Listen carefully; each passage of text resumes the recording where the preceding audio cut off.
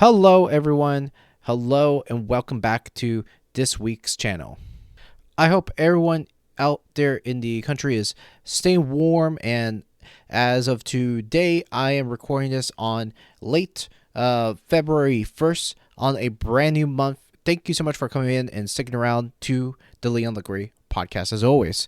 And so today, we are going to go ahead and discuss on retro and vintage technologies. So when I go back, I say I'm going back in the 90s and the technologies of the 2000s when I was growing up. Now, and it looks like I've been hearing this and seeing more of what's been happening.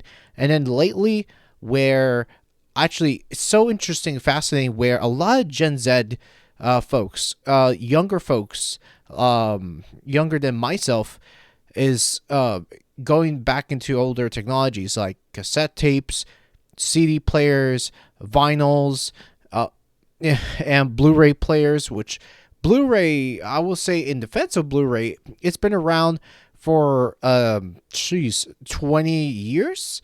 20 years exactly. So Blu-ray is not that old if you look at DVDs in comparison with cassette players and CDs and vinyls. And of course, these are their own sets of mediums I'm going to go ahead and talk about in today's episode, because I felt that now, as this year we've been seeing people are just exhausted with the subscription of everything, which, look at it this way, we're seeing so much of that now that things are starting to get ridiculous.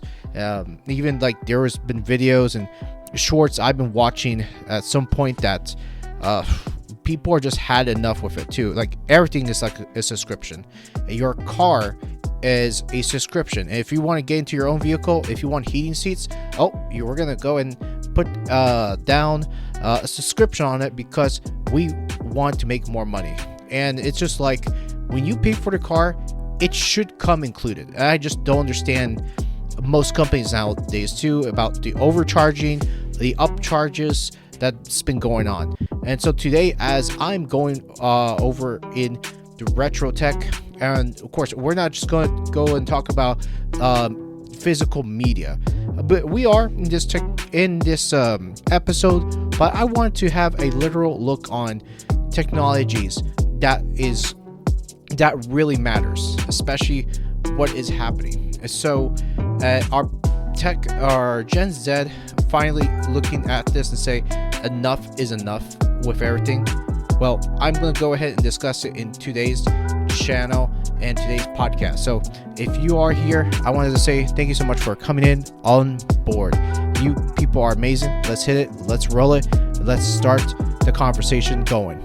Real quick, before I begin in today's episode, please be sure to subscribe wherever you're listening to me on for more future podcast episodes like this.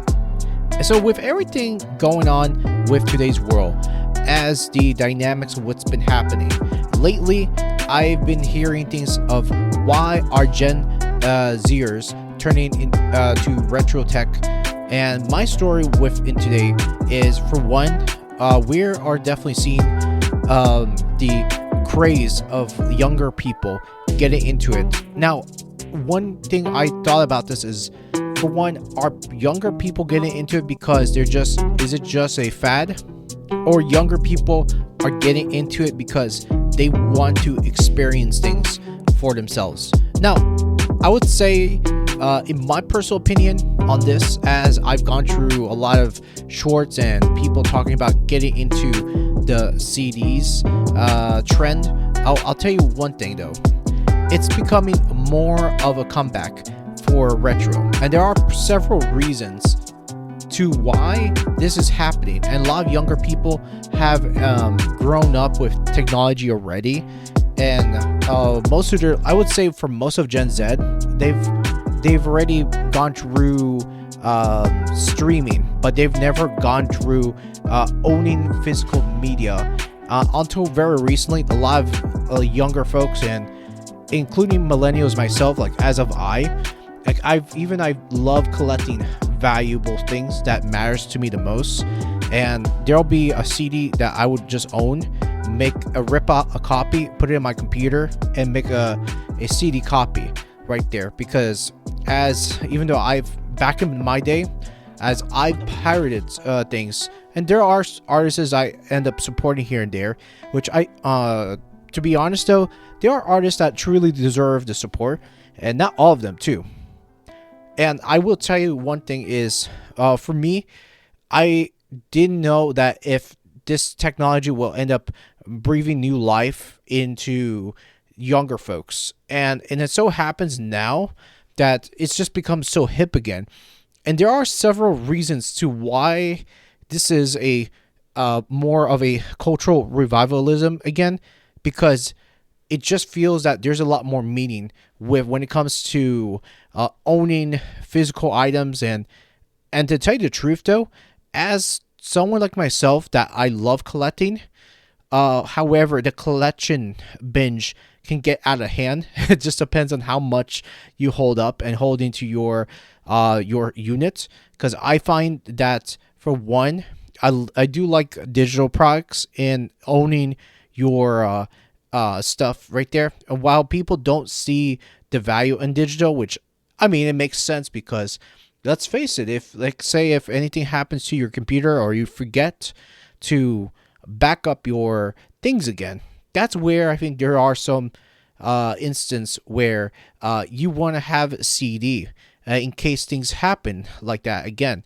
Now, and I always say in the episode, like if you're doing an operating system or reinstalling your OS or whatever, it's always important to back up your stuff in advance due to crashes or due to malware, whatever that is. That's why I've always said back up your things. And I wanted to mention one thing is, even when I used to work at retail with Marshalls, one of the things I've noticed with younger people, and this is one thing you have to engage with younger people, because they don't know much about you, nor you yourself know much about them. For Gen Z, it's very interesting because they're living in a time where they want something that is valuable to them. They want ownership of their stuff. And good reason. There are several reasons why they are doing what they're doing. And I will mention something in my experience as I've talked to colleagues. And one example I've I've said something about this one day.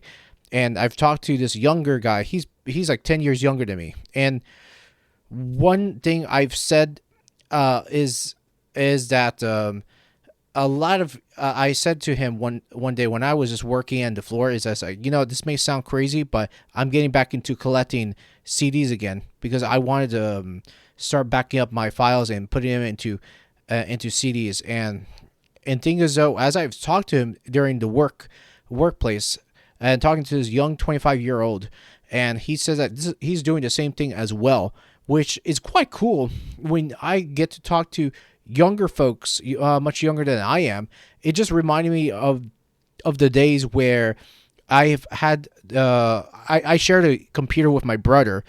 This was a long time ago, and it was a computer called the E-Machine. And so it was a home computer, and it was not supposed to be anything fancy. It was an AMD Sempron CPU that was meant to use for basic things and for school related things. So anyways, and as I've had that computer, which was Windows XP installed many years ago, I've had LimeWire on the side, downloaded, well, I will admit, illegal copies of music that I didn't purchase. But when it came down to it too, there was a sense of a rebellion, honestly, because when you think about what's been happening, especially even though I didn't grow up or remember using Napster at the time, but there was a time that I was exposed to LimeWire. I would say through a small group of friends or through forums. I don't remember the time how I got involved with LimeWire, but there was some kids I remember that used LimeWire to download their copies. So I ended up finding out about LimeWire myself downloaded it right through the internet, and I decided I'm gonna go ahead and download it right there. Now, was it right? No, but at the same time, I could not afford to purchase any album, and I was young, so bear with me here. And plus, I was pretty savvy for my age back in those days. We're talking about 13, 15 years old. And now as I grown up right now too, and I've realized that even I do want to support the artists, and even though I have done what I did in the past, but at the same time, where things are going with technology has been quite insane, because you even younger people have realized so fast now that there is no such thing as ownership when things are taken away. And there's that quote that I believe a few people have said this, and I believe Charles Schwab and then Jeff Bezos said that you'll own nothing and be happy, which is a ridiculous term. That to me, I see it that way. And to me, I'd rather own my things and be happy instead of you'll own nothing and be happy, which is really ridiculous. I mean, first of all, why would you say something so out of the blue? And first of all, if you own something, let's say a piece of furniture, you want to be happy that you've owned a piece of furniture, and you better be glad that it's not digital. Well, I'm just saying right there too. And this is one thing I've gone through too. And funny enough, how AI generated this thing, and it looks like AI for once have got it right. And this is Brave Search's saying, which here it says, retro tech is not dying. It's experiencing a significant resurgence driven by nostalgic, smartphone burnout, and a desire for more tangible, deliberate experiences. Popular examples include flip phones, cassette players, vintage gaming consoles, and analog cameras, all seeing renewed demand. Companies like Retrospect and Nothing are capitalizing on this trend by refurbishing old devices and creating modern versions with retro aesthetics, such as transparent phones and see-through cassette players. However, physical deterioration remains a real threat to vintage technology. Key issues include capacitor failure, battery leaks, which does happen in older electronics, vinegar syndrome in older Apple laptops where display layers degrade and become brittle, plastic and rubber degradation leaking to sticky or disintegrating castings, CTR and LCD screen failures, especially in older monitors and TVs. While these problems are well known among aesthetic enthusiasts, they highlight the importance of proper storage, cool, dry, dark environments, and maintenance. Many retro tech lovers are actively preserving and repairing devices, sometimes even repurposing them through retro modding projects, which is very, very true. And I've been seeing modders doing cool things actually with older devices. Like actually, there's a modder actually I used to work with online. Patrick is very smart, and that one guy I actually remember working with, he was actually my trainer when I worked online one point. And I'll come into his Instagram channel or through his live channel on Twitch. Don't know how often he streams, but I'll tell you that people do cool things with used Xboxes or modding on PS2s, which is super cool. And even back in the days, like I remember reading stuff like this online where there's been highlights and news about like there will be a guy one day that modded their PS2 and made it run Linux or whatever. This was like older news that I've came across, years ago, and that was something that's like, man, that's really cool. But I'm afraid to break things. Even when I was younger, first of all, the PS2 is supposed to be a console, and I didn't want to touch it because either if it was me or my younger brother, for the most part, my younger brother will play the PS2, and he would resume his after schools playing the console. So that was him back then too. And now I look back, it's like, you know what? PS2s are cheap now. You can get it on pawn shops, thrift stores, and other retro tech stores that you can go over and purchase it too. Like especially like eBay. I honestly, if you think about it though, eBay is pretty good. You just have to find out if those devices will work for you. Even though there's people that say, "Oh, I don't like eBay," but trust me when I say this too.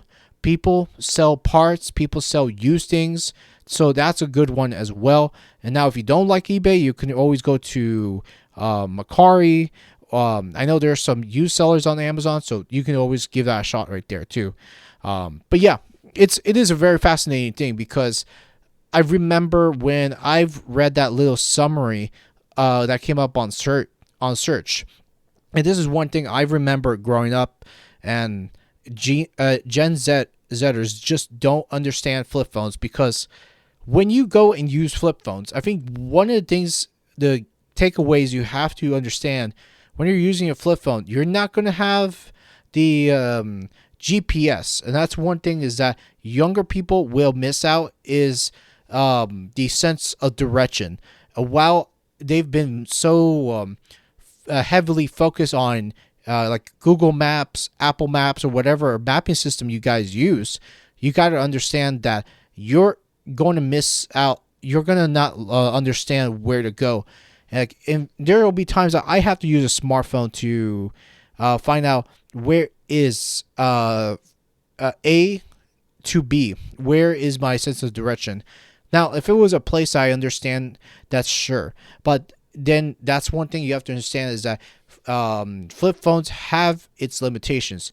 Now, it's like this. Like if you really need to use a flip phone, I would say don't throw the flip phone, or not the flip phones, but the smartphones away. Just don't throw it out because let's say if you do have to use it, then that'll be up to you. Or the alternative would be getting a standalone GPS like a Garmin or a TomTom, whichever GPS unit that you can buy. And I remember I did buy a TomTom many years ago, and that TomTom model worked so smooth, and remember me and my buddy Ben, I remember we've went from Georgia to Florida, Daytona Beach for NASCAR. And I remember going there with a GPS, and it was the TomToms. And when I purchased that, I remember TomTom gave us 1 year of updated maps, which I thought it was great. Now, I don't know what the company stands for now, especially with their mapping devices. Now, I'm sure it's quite different nowadays. I don't know if they fully went to the whole AI system. I'm not sure, but I will say that those devices were really reliable.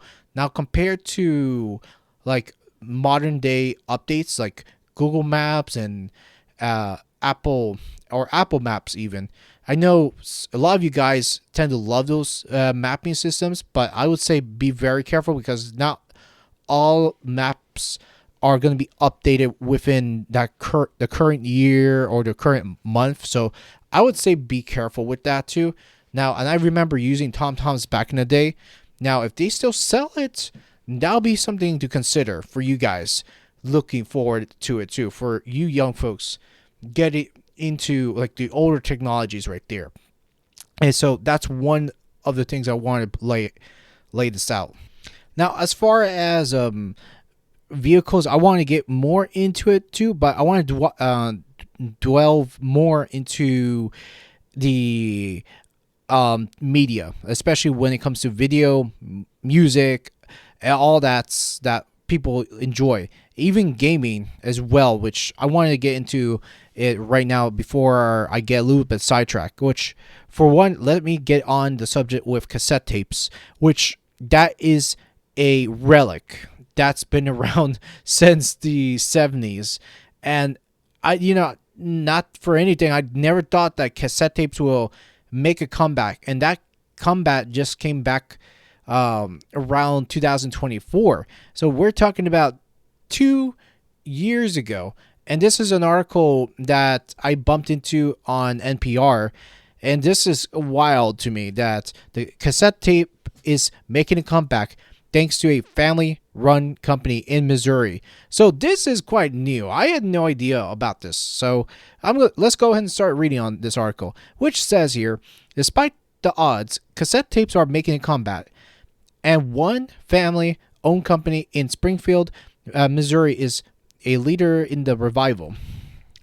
Which here it says, decades ago, a commercial for high-quality cassette tapes featured jazz singer Ella Fitzgerald, soundbite of archive recording, unidentified person 1 can amplify voice of Ella Fitzgerald, shatter this glass. Now in Memorex slogan, their slogan is, now we ask, is it live or is it Memorex? That catchphrase persisted, but the cassette tape, well, less so. Cassettes through are making a small comeback, thanks in part to a family-run company in southern Missouri. Susan Hogan of member station KCUR reports, and so Hogan in this interview says it might be a surprise to hear that cassette tapes are even around anymore. Formats like CD, MP3s, and downloading and streaming audio have drastically changed the way we consume music. But similar to vinyl records, there's been a resurgence in analog cassette tapes. According to Billboard magazine, sales have grown more than 440% in the past decade. One of the drivers behind this trend is National Audio Company, a staple in the industry for over 50 years. And one of its signature cassette releases is a well-known Disney classic. And so it continues on here. Hogan says, Star Wars The Force Awakens is among the thousands of tapes the company has produced. National Audio has got its start in 1968, but a few years after the cassette tapes was invented. Vice President Phil Steps, Doe's late grandfather, was the founder, says their family business has stood by the cassette through all the industry ups and downs. And Steps says, as long as tape is popular and selling and people want it, I mean, we're planning on doing it. Then Hogan replies, Phil's father, President Steve Stepp, says cassettes gained popularity in the 1980s. The company was doing well in dubbing and duplications, and the new invention was a big leap. And then Hogan, she says, the popular Walkman cassette player made it convenient to listen to music on the go, and by mid-1980s, Billboard reported cassettes were selling better than vinyl records.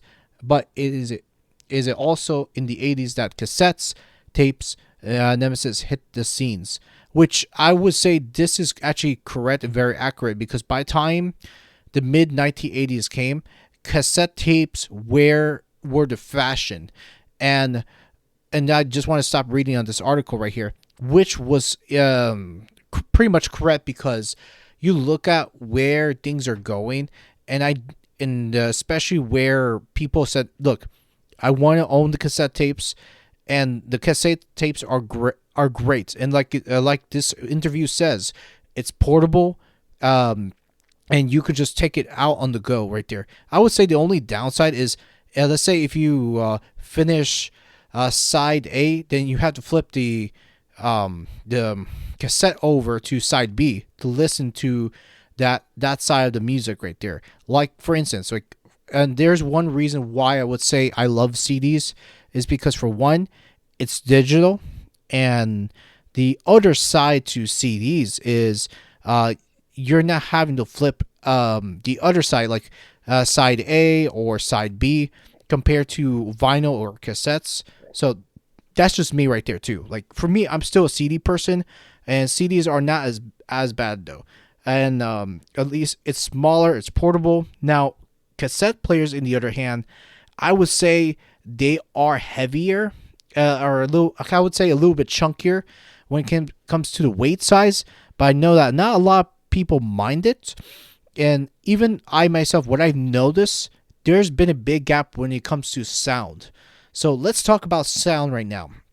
And the sound, when it comes to cassettes versus CDs, I'm just going to just dwell on it a bit too. Not to go over a versus match between cassette and CDs, but I would say for the most part, the good thing about cassette tapes are the quality. The sound quality are great, and it's something about that makes it really nice. And if you're listening to certain music, it comes out really, really well.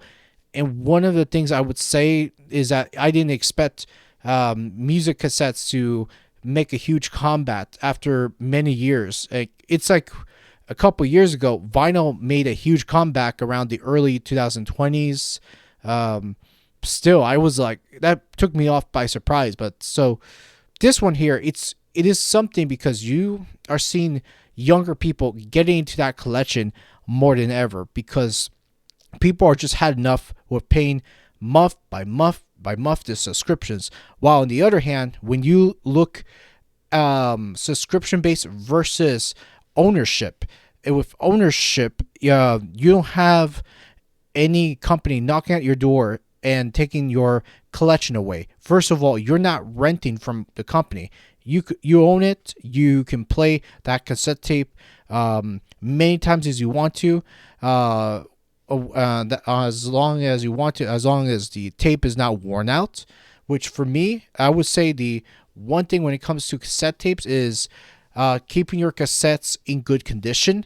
So that's why I see with cassette tapes, I love the sound, but the cassettes, however, you got to make sure that it is in good condition. It's not worn out, because it just depends on how many times you play the damn thing over and over again, you will wear out your tapes. Now, CDs, on the other hand, CDs do last a very, very long time as long as your disc is not scratched. And when it comes to ownership, CDs tend to last a very, very long time. And when it comes to it too, I remember back in the day when CDs were still a big thing in the I would say late 90s, early 2000s. One of the things I actually liked about the CDs is that you can just take it anywhere with you, and I would just play it on a card deck that has the CD compatibilities, where to me, however, it worked great. Now, one thing I noticed when you're putting it on a card deck, I remember we would travel around and we noticed that the disc would scratch up a lot. Oh my god, it was pretty bad. But we had to get through going through the issues. So like anything else, physical media does have its issues as long as you take care of your things. Now, when it comes to converting, especially from analog to digital, I don't know how to work on that too, and this is something I'm gonna have to figure out on how to convert analog to digital, because that would be really something, because I want my music collection to last a long time too, or even back up your music collection via the MP3, which it is still good, still liable to have for sure. Now, I will say is, if you guys are interested in reading the whole interview, it's not a very long read, but I will say that this interview will be down in the description below. So go ahead and check it out if you're interested in reading the whole article here on npr.org. Now, switching subjects for a bit from media to vehicles. Now, as I know, I don't talk about cars. I pretty much distance myself away from vehicles because it can be a good thing, to get from point A to point B. You have to look at the bigger picture when you're talking about vehicles, especially you're dealing with insurance. Now, one thing I will say, I do worry about the high cost of cars, and you look at where things are being approached right now when it comes to electric vehicles. Now, imagine that electric vehicles having all the functionalities. Now, I would say the last time I've entered in a electric vehicle was in a Tesla Model S that my roommate had. So that was some years back. I remember I've enjoyed the experience, and now, as you see, with the new technologies entering into vehicles now, they want you to put in a subscription of just like about anything really, for heated seats and for many other things like their own built-in GPS and why not? And then there's a Spotify subscriptions built into it. It's incredible how incredibly awful those new vehicles are being made today, and the technology that's being put it in there. And this is what confuses me is like I remember my one of my relatives owns a Hyundai, and not Honda, a Hyundai, and I remember entering the car. I brought my CD with me, and it's just like a CD to listen to in the car. And so I find out that most cars just have the touchscreen, but does not have the CD option to put in. And just like, wait, what? So everything's touchscreen now. You have to connect your phone via the Bluetooth in order to listen to your own music right there. I was just confused. It's like, what is going on with cars? I mean, do they really need to have touchscreen technology and all that? Look, and I get it that for Teslas, it was a such different situation. It was its own thing where Elon and Tesla team wanted to have their own thing happening with their own cars. Like, it's just like when you're just dealing with your own car, especially like, I don't know, a Mazda, a Toyota, Hyundai, and then these bigger companies getting in the EV vehicles, and they're getting into that market alone. Mind you, I never thought that most of these companies will get in on board, jump ship on the whole EV bandwagon, looking to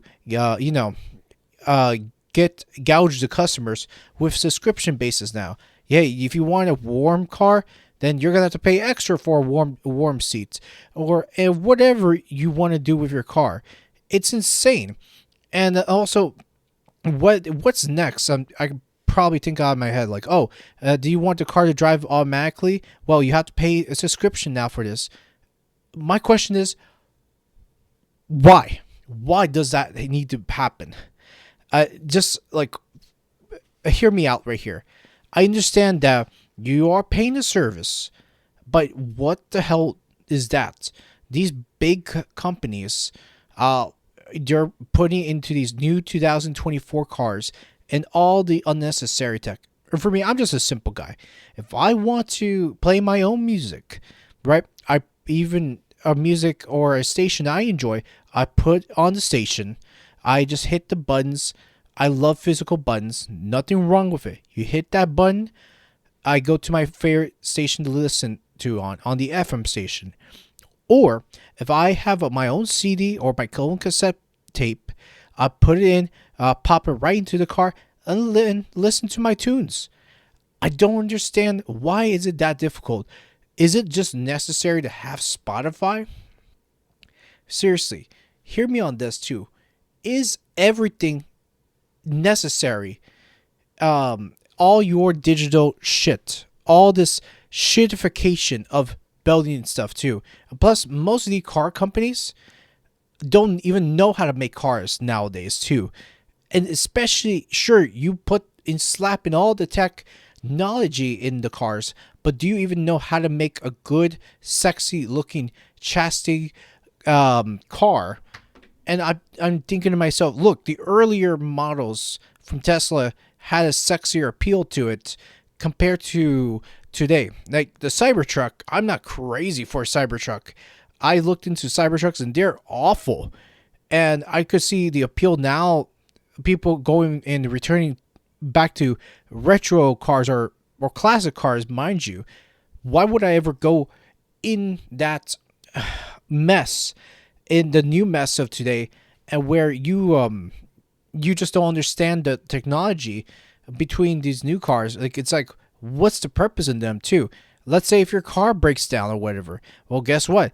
You can't fix it on your own. So they want you to pay more money for repairs unnecessarily on these EV vehicles, which I would say that now, see, now till in the future, that the EV stuff is going to become a more normalizing thing in life, which, like, I don't like it. I really think we should have choices between ICE cars and EV cars. Again, I just don't like this situation that we're being put in our hands, especially with these companies getting involved, AI involved within our vehicles, which I don't like where we're heading. With AI of everything, or the IoT of that, which to me, I always thought when I've grown up in the 2000s, it was so simple, and I think even Gen Z, they felt that their future has flown by away from them too. Like, even though they didn't remember the past that I grew up 20 years ago, when I was a child. But that was something that some people will recollect and remember the times that they grown up too. And it's a nice thing to have, is that ownership too. Like, I remember when I was a kid, I remember stepping in my dad's gray Cadillac car, jumping in, popping in a cassette tape. When I was in his car, I would listen to old R&B music or listen to Barry White music back in the day. And I remember jumping in it, and wow, I didn't even know my favorite genre of music, but I always felt that funk music had that whole funkiness to it too, and that was something I enjoyed. Now, rap music, in the other hand, I never got into it when I was younger. I just didn't. The genre didn't connect to me. Whatever it was, like what it was to me, I just didn't know about that. And I remember when I got into rock music around the early 2000s. I remember listening to rock stations when I was in Georgia. Still living in Georgia. There was actually metal stations back then too, like the rock and metal stations. And I would remember getting exposed to rock music, and I said, "Damn, this stuff is hard and heavy," and I got into this stuff like that too. And this is how I've learned my music, and this is like this whole thing was before Spotify. Spotify, sure, they got their own sets of things called Discovery or Spotify Discovery, but the way I discovered music was very, very different compared to the young people of today.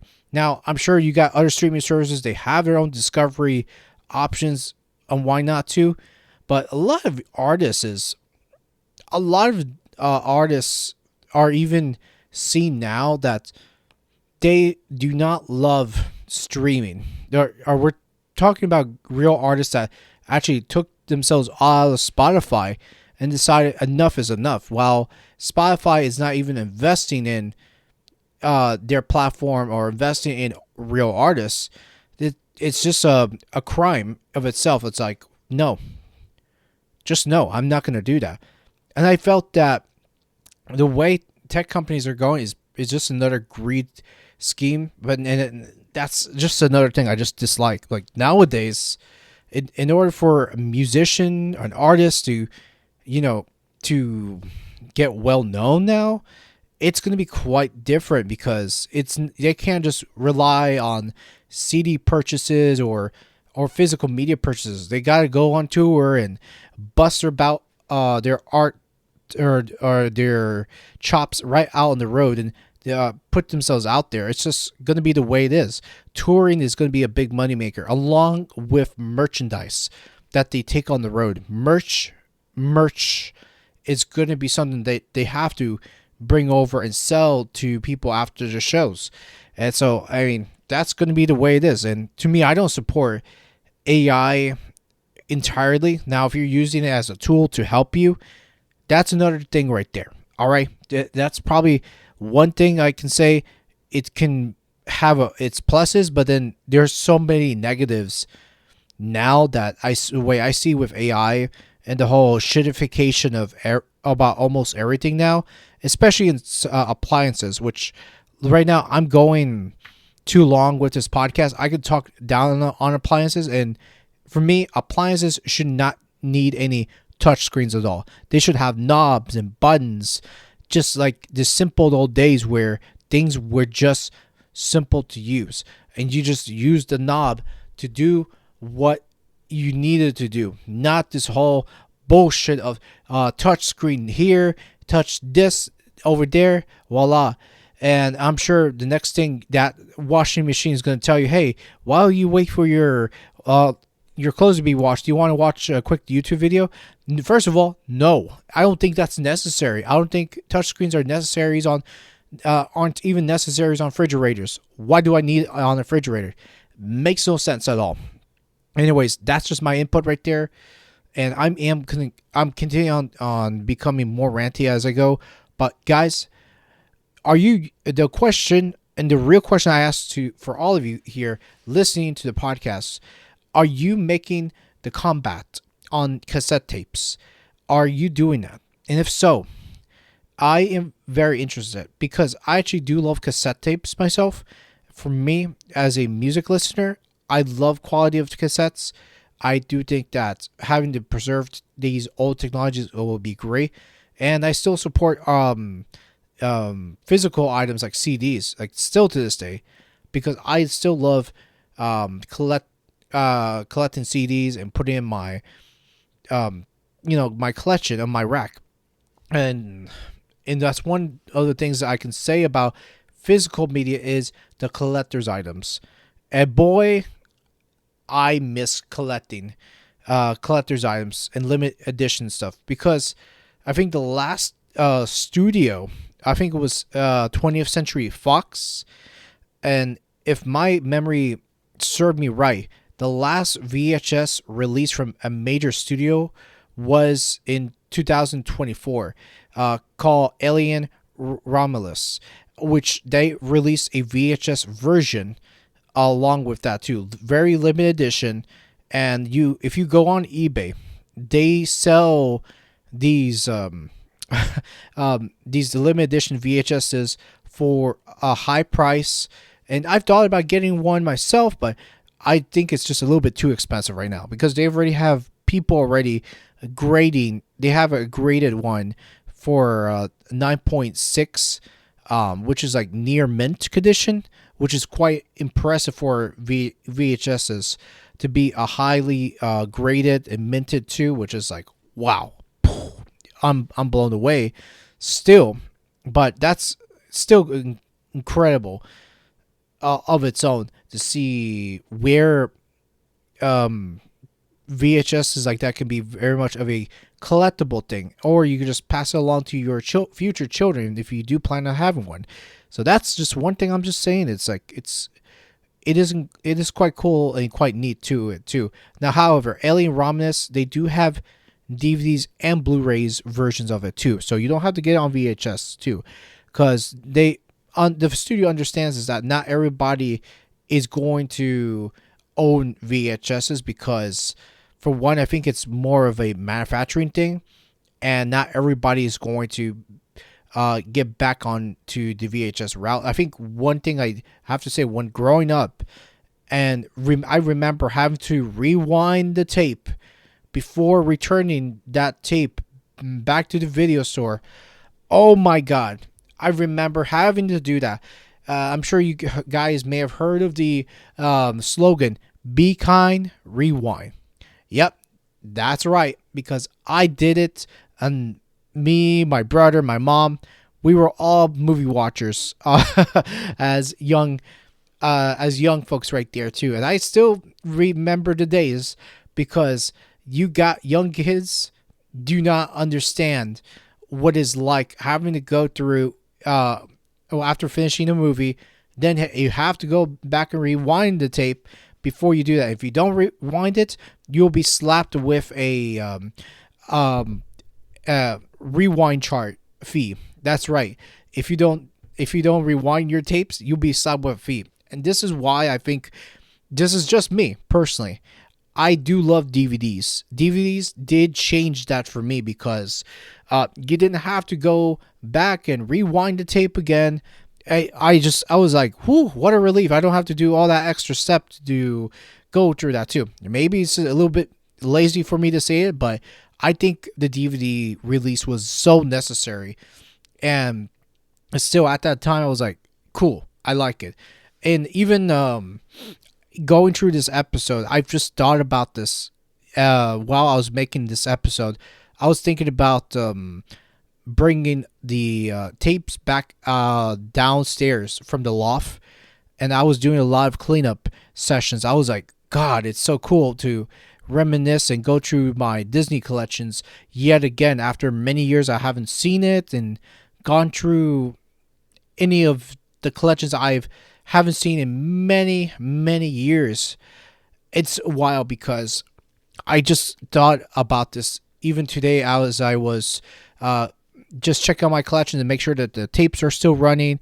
And funny enough though, that the VHS and DVD combo works great perfectly. And this is why I encourage you, for people that are still into vintage movies or vintage DVDs or collectible items, I would say, since you still got studios still making DVDs today. And if you got the means or the finances to support that studio, I mean, sure, go ahead and support your your studio that still makes DVDs to this day too. So that way you give your money to them and you don't have to worry about, about some slop that comes out of Disney. Because honestly though, I haven't even cared about anything Disney except the last time I actually cared about them was Frozen. Frozen was a very brand new movie at the time. I enjoyed that movie when it was released back in 2013, but overall, Disney hasn't even made anything refreshing since. And it's sad to me because I grew up watching Disney all the way through too, and now it's like, well, since now Disney is so stuck now out of their ways, they become way too corporate, and they've been pushing Disney Plus, and guess where it's at right now too. Disney Plus isn't even making the money now. It's also terrible too. Like, I remember the telltale signs of Disney. This was back when I've even this finding out what Disney was doing with their own services. I remember when they started to purchase like Marvel, and then so many companies after that. It makes you wonder. It's like, geez, it's like they've already becoming more monopolistic than ever. It's like, where's the competition? And it's like streaming services do not give you much of an option. It's like either you take it or you leave it. And my choice, however, as someone that likes physical media, I say I leave it. Disney is no longer part of my life right now. And it's like, I don't care what Star Wars stuff that comes out of Disney. It doesn't matter. I remember I should never went to this theater and spend my $19. But just to give you a brief story of how much it hurts me to say this, but the return, not the Return of the Jedi, but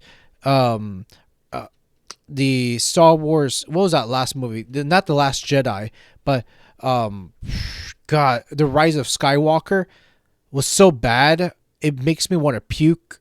And I shake my head. I walked out of the theater in disappointment. Like, how could you screw up a movie like that so bad? And that's why we're seeing less people getting into theaters now and just getting into more ownership, because they feel that they are going to get the experience being ruined by them over and over again. It's just not cool. And I would never spend the money today. Even if I had money on my account, I would never spend money to go see anything out there. that's just me personally too. The theater experience has soured down on me. And like actually, the last time I've been to a theater, it was actually a really good movie. It was almost 2 years ago, called Nosferatu, and this was a Christmas release. I decided to go with my brother, and I ended up watching Sonic the Hedgehog 3 and Nosferatu. But overall, besides that, I haven't even gone to the theater for that 1 year, 2025, and even the remaining of 2026. I'm not even going to jump into a theater after this too. I'd rather own some good shit, own my collection, and make sure that collection stays with me too. Like even I still have cassette tapes, even I inherited from my dad, and I have tapes even coming from myself that I purchased. So hell yeah, there's a benefit to it, absolutely. So anyways, guys, if you agree with this topic right there, and if you enjoyed what you're listening to, make sure you hit the like button if you're on YouTube, or hit the subscribe button or follow on your podcast services of your choice. This is Leon Gray speaking. I'm out. See you around. Take care of yourselves. Have a good one. Bye for now.